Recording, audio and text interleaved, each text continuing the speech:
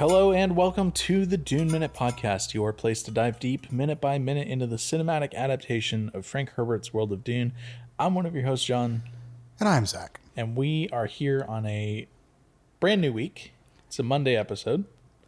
It is. Oh, gosh, John, it's so gorgeous outside today. I'm sorry, we have to talk about the weather for a little bit because it has been a stretch of some great fucking weather here in Atlanta. Motherfucker, I told you fall is here. It's still a little too hot for fall. A little bit. We're still in second summer. A little bit. Well, hold on.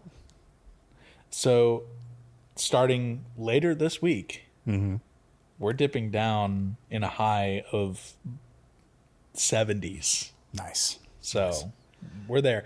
The leaves, I'm looking out my windows right now. The leaves are beginning to change color a little bit. They are. We got a lot of evergreens out here, though, so it's kind of hard to tell sometimes. I have more than just evergreens out here, motherfucker. I know. I'm just saying, yeah, it's a lot of deciduous trees. I think that's the term for them. Well, why don't you just fucking piss in my cornflakes some more? God damn. It is wonderful weather. John, I had, for the 15 people who follow me on Blue Sky, they will already know this, but I had a midweek flight this past week, and I was out there at 7 a.m., getting the plane ready to go. And it was a cool, crisp 6 degrees out there. Light jacket weather? I was in shorts and a t-shirt because I knew it was going to be up in the 80s by the time I got back. All right, well, that's fair. But it was just so nice. And the cold air makes everything just smooth. It was a little bit of a hazy day. And hazy days mean stable air, which I will talk about later in the week. Okay, we're going to bring it back. I'm going to bring this back. But it was so great. And I did, for the first time in my flying career, unassisted landings. Hey, I did well, 6 you're of them. Here. Yes. Which means that you didn't crash. We walked away from all of them. That's good. Yep. When you and I went out to dinner this week, you're like, man, I don't feel so good about my landings still. So clearly you're feeling a little better about them. So, well, I got in the plane and I was like, motherfucker, I know I'm better than this. I know all the things in my head. I was having this block of translating it into motions. And I was, pardon my French, I know this is a Christian podcast, but I was like, I'm going to land this fucking plane. Zach, I believe what you're feeling is performance anxiety, and don't worry, it's a thing that happens to a lot of men, supposedly. I wouldn't know. Oh, I know.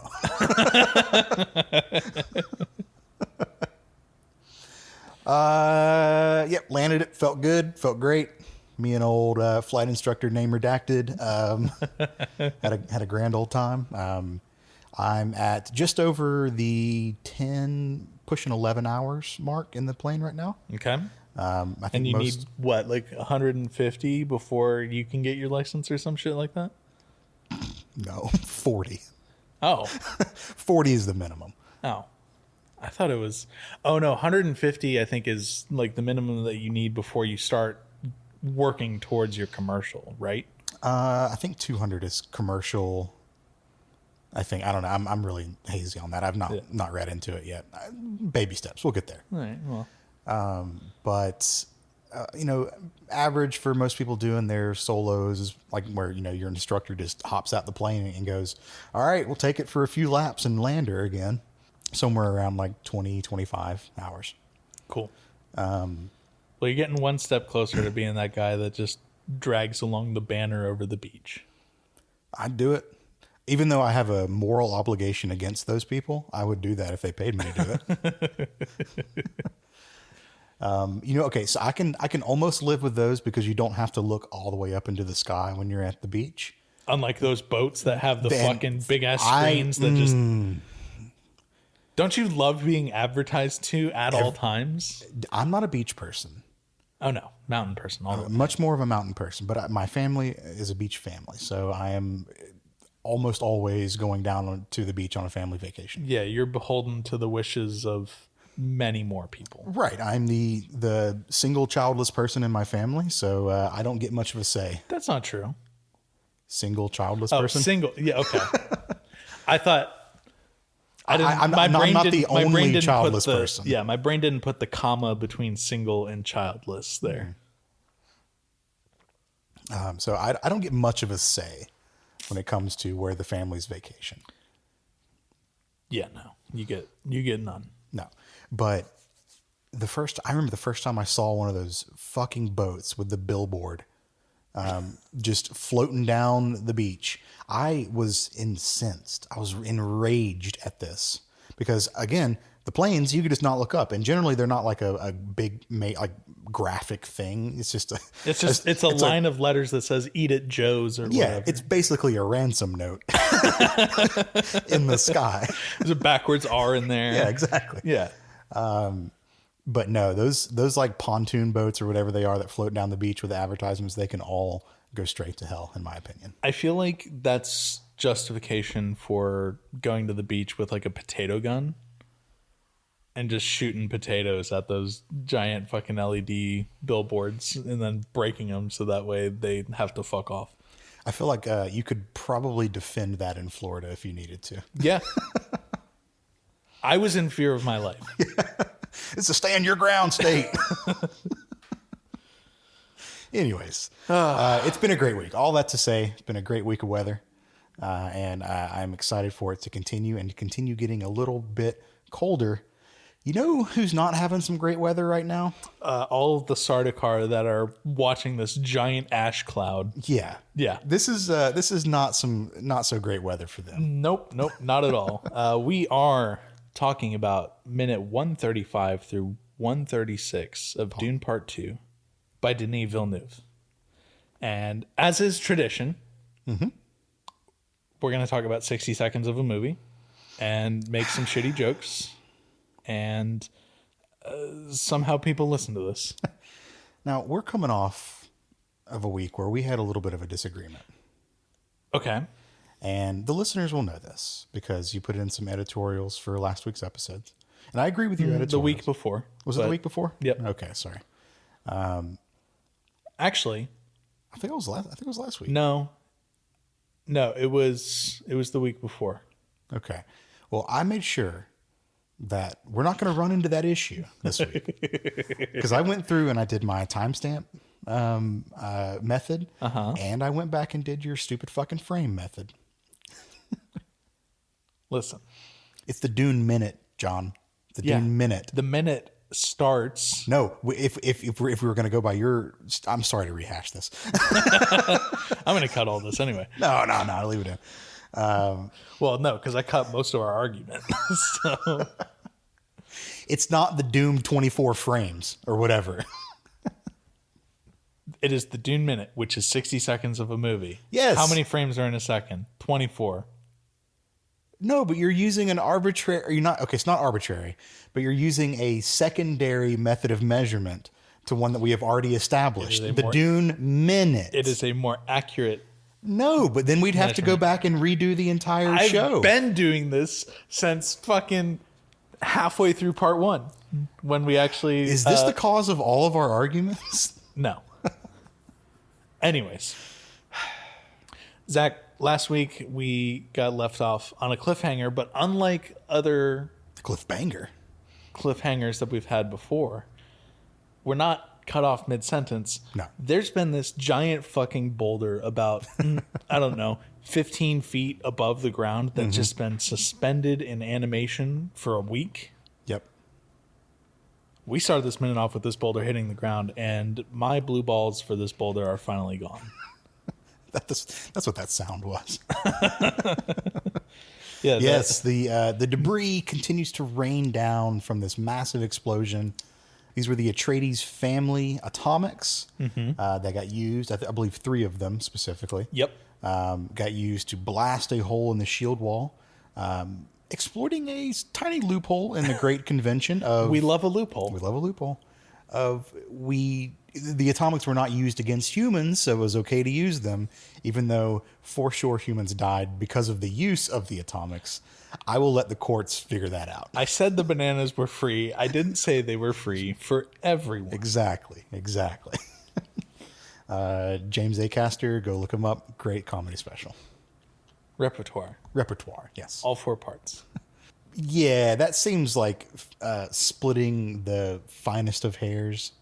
But hey, again, that's for the courts to figure out. I work with lawyers every day, They love that shit. That's all they do is just split yeah. hairs. I know. In a past life, I wrote semi-binding legal documents when I had no right to be doing so. And detaining people. Yeah, kind of. If they didn't follow the documents that I put forth and they signed, they would technically be, I guess, eligible for a kidnapping charge.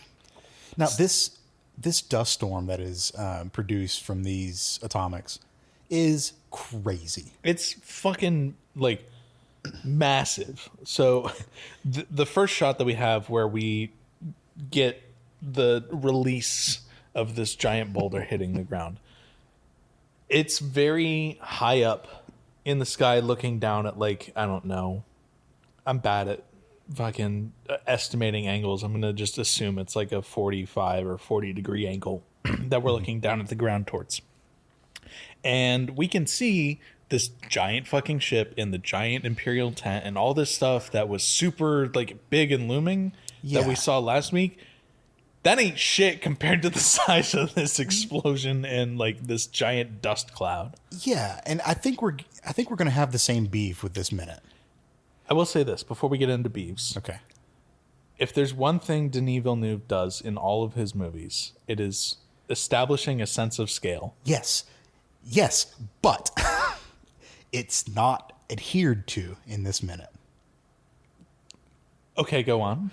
Okay, so you're absolutely correct. The explosion from these atomics is fucking massive. It dwarfs the Imperial ship and the ziggurat and all of the armies that are surrounding it.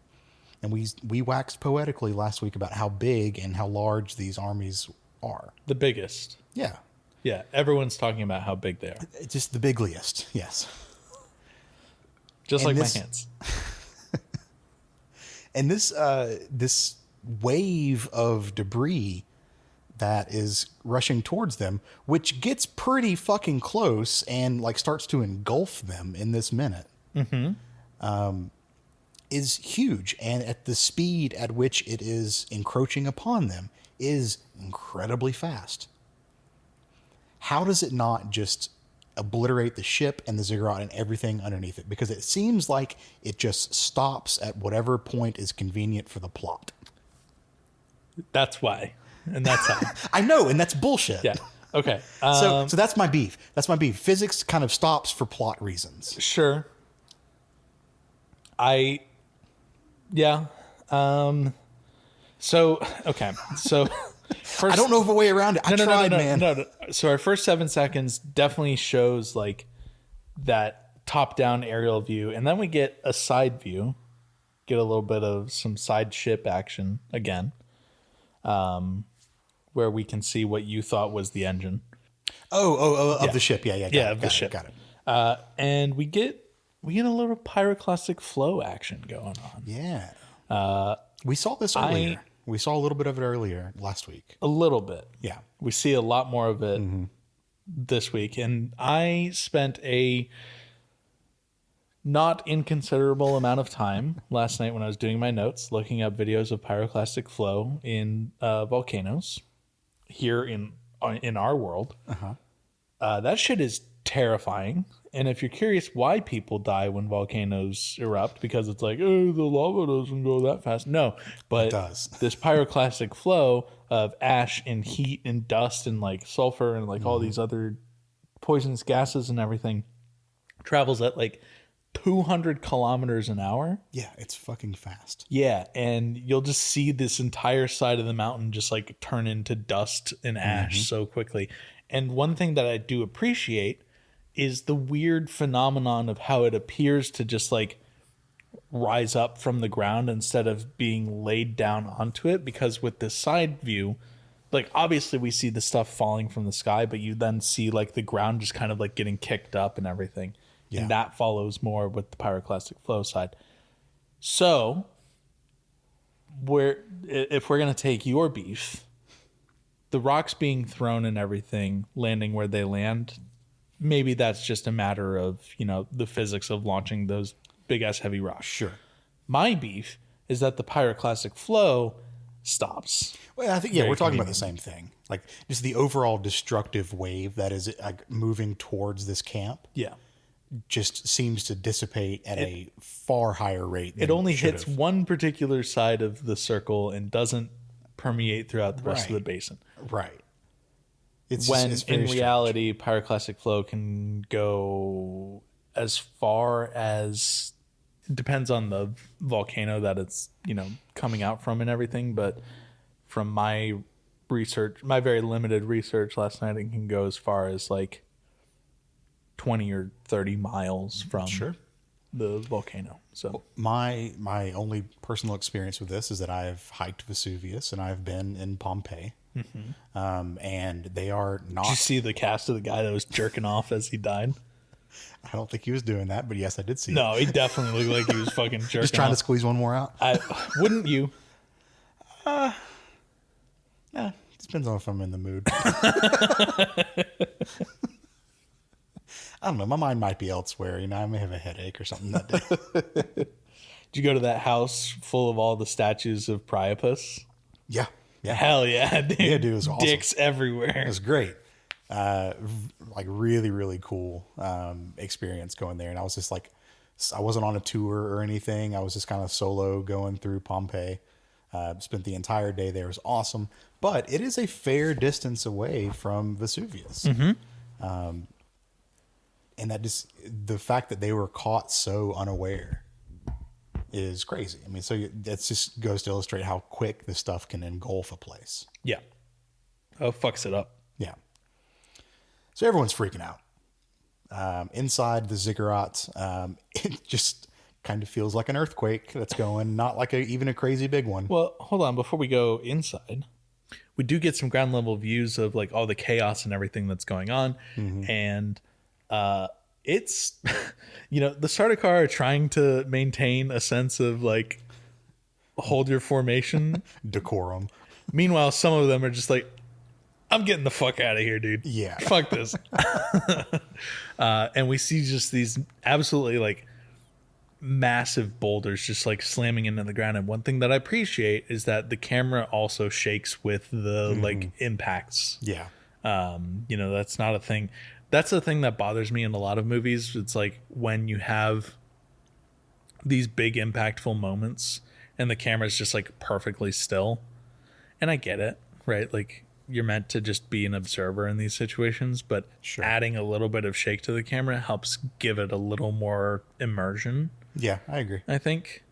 You like the blood splatter on the lens too. And yeah. Yeah. It's fun. Yeah, I enjoyed that. And just like, I mean, these Sardaukar are just getting smashed and buried and just wrecked by this. And given the chaos that we're seeing in this moment, not having a good time. No, not at all. And given the chaos that we see in this scene, it's a miracle that any of them survive this. Any of them from the entire camp survive this. But they remember to turn on their plot Holtzman shields. And we'll see later that a lot of them do survive. Yeah. So, as I was saying a little bit, at this point, that's when we cut inside. Yeah. And it's just, the inside shaking around. Everyone's kind of freaking out. It's definitely not proportional to what is going on outside. No, but you can see the like interlocking parts of the tent interlinked. Interlinked. Kind of vibrating against each other. And that shows what we were talking about last week with how this tent gets placed and then it's just like a boom, boom, boom, boom, boom, kind of like a raise it up kind of thing. Yeah. And spoiler alerts, we'll see a lot more of that later in the week. We will, yes. We'll see how fragile it is later. We hear someone shout, Sardaukar, on guard, assuming it's the Bashar. It is the Bashar. Bashar, yeah. Okay. And we get 3 of our 4 words this entire week. Now Fade's just looking around. He's kind of like just gearing for action, not really knowing where it's going or where it's going to come from. And he glances over at Raban, who is shitting bricks. Yeah, I was going to say looks very panicked, but yes, shitting bricks is also appropriate. The scientific term is fucking shitting bricks. But he seizes the moment. He seizes this moment. He carpe diems it and gets Runs the fuck away. out of there. There is a couple things that you forgot. Okay. So the first person to look up at all the rattling of everything that's going on is Princess Irulan. And most notably with Princess Irulan was all of her hairs sticking out from underneath her chainmail hood. Oh, I missed that. Yeah. This was so like if we want to talk about nitpicking the most minor of details, why didn't the costume department say, hey, maybe we should give Florence Pugh like a fabric skull cap to put on before they put on this giant chainmail? Well, they want to be able. The hair is a measure of distress. The more hair that sticks out, the more distressed she is. Yeah, but you just see like little bits of it sticking out. She's just a little confused at this point. She's not fully distressed.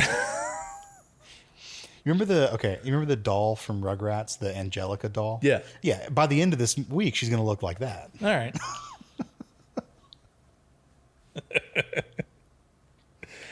But yeah, that was one of those things that I was like, that feels like that could have been a real easy fix that the costume department probably should have just been like, hey. Yeah.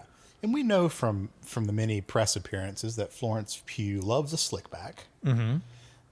As we've seen many times in this movie as well. Oh, yeah, very true. Yeah, she loves a slick back. She just could have done that. She's not averse to also wearing fully encapsulating headpieces.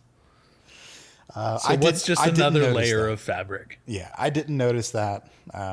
But Shaddam also has a moment where he like kind of quickly steps up from his chair and is also kind of like looking around. Yeah. And that's when the Bashar yells Sardaukar on guard, and we get the moment between Fade and Rabin.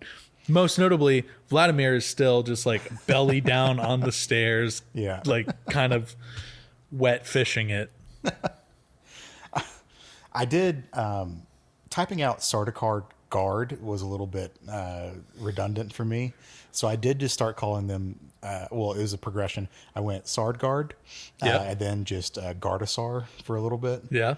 And there's a little bit that'll come back into play a little bit later in this week when I incorporate a Skarsgård into this. Of course. I mean, there's already like a billion Skarsgårds, so what's one more, right? No, in my notes, instead of typing out Sardaukar every time, I just type in Sard. Same. Same. So the Sardguard.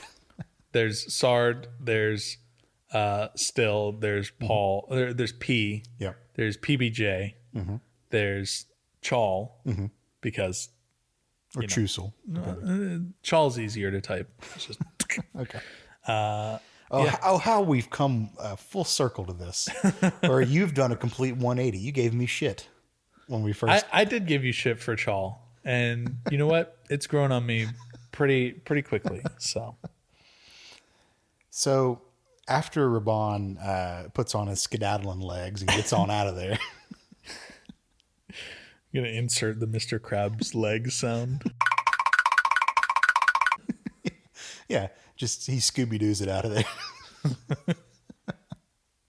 We smash cut to a buried hand slowly making its way out of the dust and sand. Most notably, though, it's also pretty silent. We just went from the loud rattling of, the inside of this tent and all the explosion sounds to just like that calm before the storm silence. But then we get a little bit of the like Sardaukar voices and everything rising up again pretty quickly on. Yeah. And again, my beeves continue here. Okay. So this hand looks like it reaches up from about 1 inch of dust. More than that, but okay. So let's call it 1 to 4. My point will still stand. It's pretty buried. It is not that buried though. Okay. Now I've seen like flash flood mudslides kind of things go through a like a parking lot. Sure. Notably, Arrakis is very dry. Yes. But the amount of dirt that can be moved at one time with even just a flash flood, which is not it is a powerful force, but is nowhere near the powerful force that we've seen here. Sure. No, I agree. It should be feet of. Yes, it should. They should be buried under feet of debris. And we kind of get that because as he's like continuing to work his way up, we see just all this dust falling out of his helmet. But it's no more than a foot. It is no more. I would say it's no more than 6 inches. I completely get it, though. The sense of scale has failed me here, John. I feel like Denis' sense of scale just works in the upper limit, not the lower limit, not the more micro limit. Unless it's a hunter seeker that is approaching Paul's eyeball. Fair enough. The sense of scale has failed me, and I don't. I'm gonna get over it. This week's a 2 for you. No. I'm gonna get over it because this is pretty much just a very episode centric beef. Okay. I will not have this beef as we carry out the week. Okay. It's just this is trading realism for plot. I think it is an acceptable beef to. Of all the things to be upset about with this movie, the difference between a foot and a couple feet of dust, not that much of a big deal. I know. This is a fine but this is the Dune Minute, and what do we do if not nitpick the littlest fucking things? So I get it. In my notes, I put how they're not all under 15 feet of dirt. I don't know. So the remains of the Emperor's army slowly rise up from their dusting of dust. One of the standard bearers like grabs his flag again and he picks it up. Gets back to it, man. Just gets right back to it. Some of them are drawing their swords. Not all of them. Some of them are kind of dazed and confused. Aren't we all? Yeah. And the last shot of this minute is a Sardaukar who's kneeling down, but like in the process of standing back up. Sure. He's got a hand on his bent knee or on his like upward knee. Yeah. He's doing the superhero pose where his other fist is in the ground and he's looking down. Yeah. Yeah. And that is where the minute cuts out. Solid minute with the most amount of dialogue we'll have this week. Yeah, that is true. Sardaukar on guard. That is 3 of our, what you said, 5 words this minute? 4. Okay, great. 3 of our 4 words that aren't just like yells. Or in various other languages, which we don't get translations for. We don't really. There's 2 instances. Okay. And we'll point them out as we'll get there. Yeah. Yeah. I think this is gonna be maybe our most like comprehensive action-packed week. Like we've had other action-packed stretches, but nothing where it is like almost wall-to-wall action. Maybe the one or the Harvester Raid week. I was gonna say the week before we had David on. Yeah, is definitely up there, and then we had some action-packed weeks in part 1 with the whole like flying sequence of when Leto and Paul and Liet Kynes went out to look at the harvester, and then there's the whole like diving scene to go pick up all of the harvester workers, but that was also like cut with Paul's first like huge blast of spice and everything. And I would say this action is much more grandiose than those. Yeah. We did have a pretty action-packed week of the Paul versus Jameis fight, but I want to say that was maybe 2.5 or 3 minutes total of a week. So it wasn't like a full week of just like nonstop go, go, go. Yeah. So yeah, I think the first harvester scene in this movie is the only one that gives it like a run for its money in terms of just like the amount of shit that we have to talk about with action and very little word. That is true. All right, man. Well, because of that, I don't have a lot of book notes. I was going to say, I'm very interested to see where your book notes lie for this week, because one thing that we did talk about in my beeves at the end of last week, I know this because I just finished editing those episodes Friday, was that now we are at the point where Alia should be brought into the chambers with Vladimir Yes. and Well, Geisel and Moheim and Yeah, she Saddam. should have been there a little bit before this. Motherfucker, you said as the attack was happening. The attack is happening now. Yeah, okay, so there's a little bit of time dilation. There is the Baron gets brought before the Emperor. They talk politics and economics. They have a little bit of talk. Alia gets brought in. Attack happens. Yeah. So I was right. Well, I mean, she's like brought in as the attacks are happening, Yeah. but like it is all like within the course of like 2 or 3 paragraphs. It's like it all kind of happens at one time. Sure. She's not there for like the full interrogation and everything. No. And one of the major book points that I have, and it doesn't really matter where I put this in because she's not a character in this this stretch of the movie, is like when shit goes down, which I think we'll talk about on like Wednesday or so this week. In the like when shit starts to go down in the throne room, they note that there is a small black cloaked figure darting around trying to look for a knife. And the narration says because Alia is like, because of her Fremen training, or she's trying to find a knife to kill wounded Harkonnens in Sardaukar while people are distracted. Yeah. Which would have been such a fun thing to see. Just see Alia using the weirding way, just like zipping around. Yeah, but God. the weirding way from the sci-fi miniseries where it's like very Matrix inspired weirding way. Yeah. All right, well, let's get back tomorrow and we'll continue. Alia's backward long jumping across the room just fine. Let's finish or continue this week, not finish this week tomorrow. Yeah. Let's continue this week tomorrow and get back to some iconic scenes tomorrow. I'm so excited for tomorrow's episode, dude. Let's get to it. All right, cool. In the meantime, you can find the Dune Minute online. We are on Blue Sky at duneminute.com, and you can email duneminute@gmail.com if you would like to get in touch with us that way. We will see you tomorrow because that's what we do. We release one every weekday. Yeah, that's what we do. We'll see you then. See ya.